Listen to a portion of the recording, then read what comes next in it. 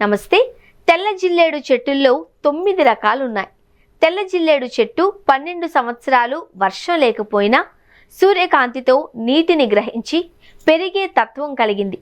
తెల్ల జిల్లేడు చెట్టులోని వేరును తీసుకొని ఆ వేరుతో వినాయకుణ్ణి తయారు చేసుకుని ఇంటి పూజ గదిలో ఉంచి పూజ చేస్తే సకల సంపదలు చేకూరుతాయి. శ్రీ స్వర్ణ గణపతి మంత్రాన్ని ఉచ్చరించి తెల్ల జిల్లేడు వినాయకుడిని ప్రార్థిస్తే ధనార్జన చేకూరుతుంది.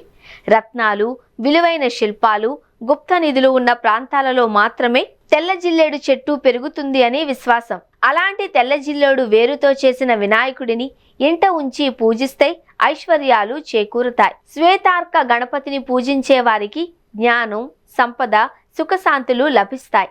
తెల్ల జిల్లేడు వేర్ల మీద గణపతి నివసిస్తాడు. ఈ వేర్లు కొన్నిసార్లు ఆకృతిలో సైతం గణేశుణ్ణి పోలి ఉంటాయి. అందుకే చాలామంది తెల్ల జిల్లేడును పరమ పవిత్రంగా భావించి తులసి మొక్కల ఇంట్లో నాటుతారు. ఈ మొక్క గనుక ఇంట్లో ఉంటే ధనధాన్యాలు పుష్కలంగా లభిస్తాయట.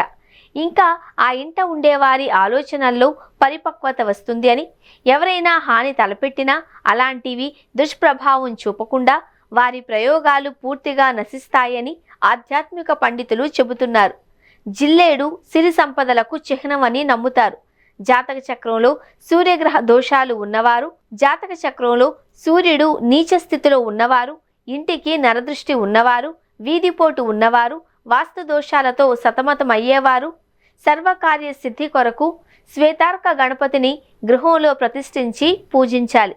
శ్వేతార్క గణపతిని ఇంట్లో ప్రతిష్ఠించుకునేందుకు సరైన ముహూర్తాన్ని నిర్ణయించుకోవాలి. పురోహితుల్ని సంప్రదించి వారి సలహా మేరకు ముహూర్తం పెట్టుకుని ఇంట శ్వేతార్క గణపతిని ప్రతిష్ఠించుకోవాల్సి ఉంటుంది.